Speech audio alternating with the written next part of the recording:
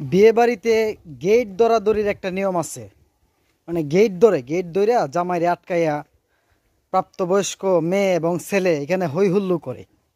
তো এই যে গেট দরাদরির নিয়মটা, এটা কিন্তু ইসলামের সাথে কোনো সম্পর্ক নাই। একটা ইসলামিক একটা সংস্কৃতি, অপসংস্কৃতি যেটা আর কি। তো এই অপসংস্কৃতিটা মুসলিম সংস্কৃতি থেকে আসে নাই। এখন অনেক মুরব্বীরা দূর আমরা তো এগুলা করি না, আমরা তো ইসলাম মান্যা করি। হ্যাঁ, এইগুলা ফুলাফান যদি করে তে কি না করবা আইন, অনেক মুরব্বীরা কয়, ফাতলা মুরব্বীগুলা।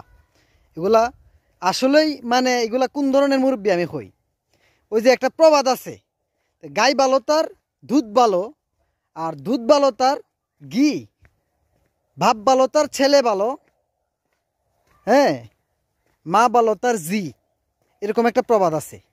এই মিয়া, তোমার মধ্যেই সমস্যা। তুমি যদি ঘাস গাছ যদি বালাতা হয় গুড়া তেমনি ভালো হইব।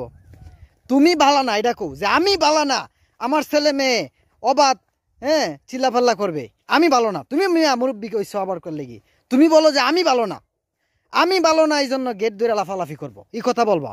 তুমি ফুলাফানের উপর দোষ দিবা কি জন্য? তুমি গাছ ভালো না, তোমার ফল তো এরকম আসবেই।